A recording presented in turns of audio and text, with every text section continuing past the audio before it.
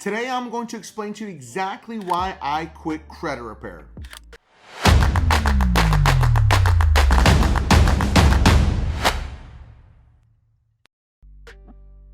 I've been in the industry for over a decade and a half, and I've seen so many changes that have happened due to COVID. And it's really not just due to COVID, it's because of all these bootleg credit repair companies out there that are really trying to scam people. So there has to be change in the credit repair industry, and today I'm going to make a huge stand and tell you that credit repair is in fact dead.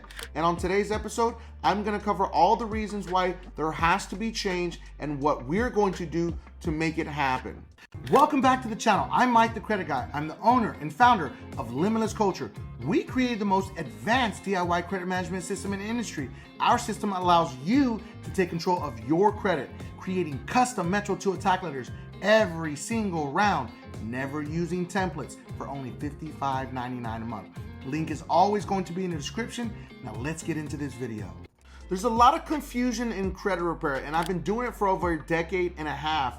I came from the world where templates were not supposed to be used as just a fill and send piece of paper. That's not how templates work, and this is exactly where the problem started. People became lazy in the credit repair industry because what consumers do not understand, it takes more than just filling out a piece of paper to know and exactly understand how to attack an item on a credit report. But the industry has been saturated with softwares that allow people to say, we're going to create a credit repair company today. All you got to do is use our letters in our system and you are a credit repair expert. These softwares are everywhere. And this is the huge problem with the industry, because a template is not supposed to be just filled out and sent out. It's supposed to be modified and used as a base for you to create a legitimate dispute. Hear the words that I said right there, a legitimate dispute. Because if you have a software that has one letter that's being used by 50,000 subscribers, imagine what the credit bureau is going to do. They're going to say these are not legitimate. There are actually 3 different ways on how you can dispute and attack anything on a credit report. But are they all still effective? That's the big question. The first one is factual disputing. When you look at factual disputing, you're actually pointing out what exactly the error is on the credit report, and you're telling the credit bureau, here is the problem, I want you to delete it. The credit bureau has a choice, either delete it or update it to be accurate. So there's a 50-50 shot, and you may end up in a situation where, okay, they update it, now it's accurate, now what do I do? So then you have the other option of Metro 2 compliance attacking. Metro 2 was created by the Consumer Data Industry Association. This is made of board members of actual lending companies and the board members of the actual credit reporting agencies. Everything on your credit report is structured in Metro 2. This is the coding that the actual bureaus communicate back and forth with their eOscar system. This is the system that decides what your letter says. And the system is designed to dispute in any way, shape, or form it feels that you are speaking to it. It doesn't matter what you say on a letter. At the end of the day, the system is going to choose its dispute. And this is the problem. So then you get some generic response from the credit bureaus stating, oh, it's been updated, it's verified, it's yours. And you're like, okay, what do I do next? But you didn't send me any proof. What's going on here? The creditor wasn't communicated to. All types of things can go wrong. And my favorite, they sent you a stall tactic letter. Now the final one is pre-litigation, where you are in fact disputing, but the credit bureaus don't respond in the manner that you expect them to, or even better, they don't respond at all. And now you take that file and you present it to an attorney. The attorney has to approve the actual letters, because if they need to use those letters in a court of law, they have to be solid. No attorney is going to take a file that they don't believe they can win on, because it's going to cost an attorney money. People think it's all about the money. Oh, they don't want to do it because they're not going to make any money. No, they need to know that they can actually fight this and win this, because at the end of the day, the attorneys are spending their company's money to build a case up. Working on a file isn't free. So it's really confusing to consumers as to why they won't take the file. They won't take it because they feel that there's no case. If there's no case, what do you have left? You have to stop disputing. Consumers need to stop disputing. Credit repair companies need to stop disputing. The disputing needs to stop, and it needs to be attorney-based disputing. Last part is the most important. Imagine this. You get a stall tactic letter. Let's put up TransUnion's letter up. We applaud your recent efforts to take charge of your credit. We want you to know we're on your side and we're here to help you, support you on your path. But we recently received a request that included your information, but it didn't appear that you or a properly authorized third party sent it to us. That's stall tactic letter number 1. Number 2 is from Experian. We are responding to your request. We're unable to locate your credit information about you because you either did not provide sufficient identification information for us to verify your identity, or you have not established a credit history. Like what? Even if you send the proper identification, they're sending consumers these letters because they're trying to stop you because the credit bureaus are overwhelmed. And what is your next step, or the credit repair company's next step? Because the credit repair company can't tell them that, oh, I'm a credit repair company, I sent the letter. Well, you have to have proper authorization.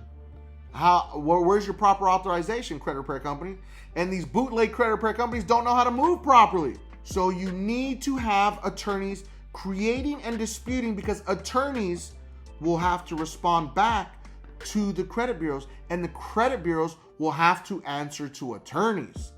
So for the last 3.5, almost 4 years, I've spent a lot of time trying to build a network of attorneys, finding the worst attorneys in the industry and finding the best, and then figuring out how exactly to structure a program. And the end result is to just cut out the credit repair company altogether.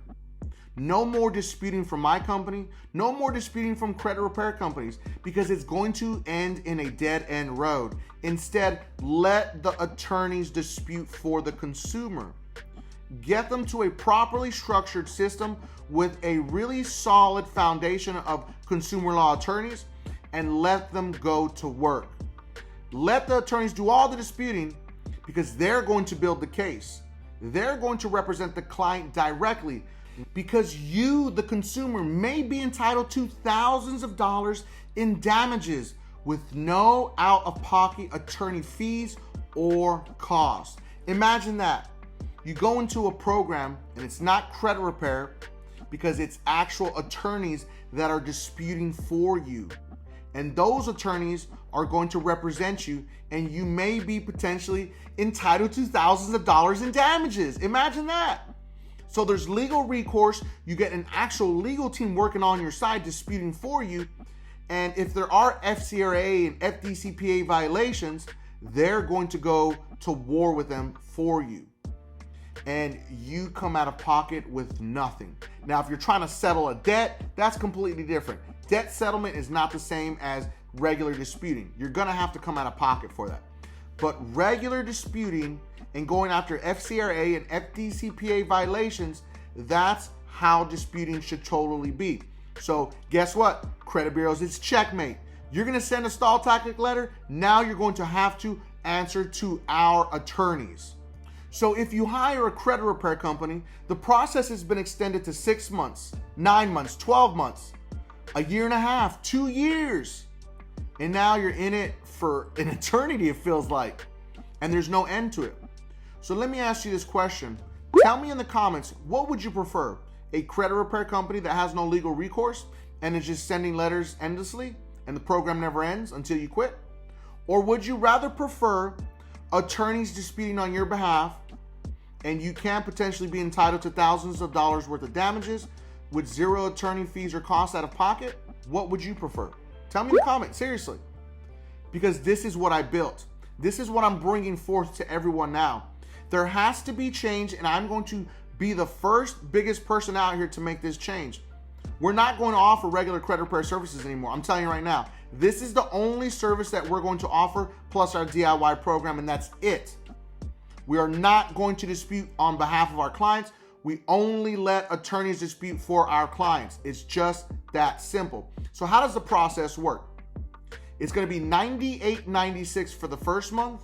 and then $98.96 for the second month, because we need to get all three of your annual credit reports from Experian, Equifax, and TransUnion. Then we need to get your Innovis report, and we need to get all the debt collector letters that they have sent to you. Any type of communication through text, email, we want it all so we can give it to the attorneys.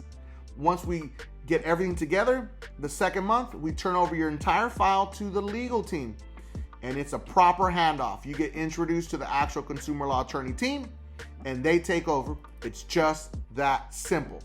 Yeah, you heard me. $98.96 for the first month, and then $98.96 for the second month. That's it. No credit monitoring is needed. Imagine that, because you're getting your free reports from the actual annualcreditreport.com, which is 100% free. So this is how a program should truly work. Enough is enough with these consumer law gurus. You're stating, this is not legal, this is illegal, they can't do that. Well, you're not an attorney. You're trying to literally translate this law that you have no idea how to translate, because you have no consumer law degree and you're not an attorney.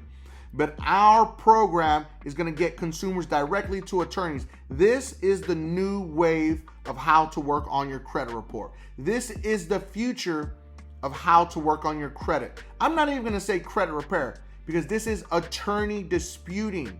Direct attorney disputing. That's exactly what this is. So I hope you enjoyed this video. I went on some rants here for a minute because I need to get my message across. I need you to like, share, and comment on this so we can get more people commenting about it, so more people can understand that credit repair is truly dead. You have to end at some point in time, and the end road needs to be with a consumer law attorney that's going to sue. That's where it needs to end with. Not where you're like, I'm just done, I can't do this anymore. Or even you just sitting at home trying to work on your credit. Where's the road gonna end? You're extending the process. So again, I can't thank you enough. If you have anything specific you want me to talk about, drop it in the comment section, because it's all about you, our community. We cannot do it without you. So I cannot thank you enough. Now make sure that you watch the next two videos, because they are recommended by YouTube. And don't forget, subscribe to increase your credit score.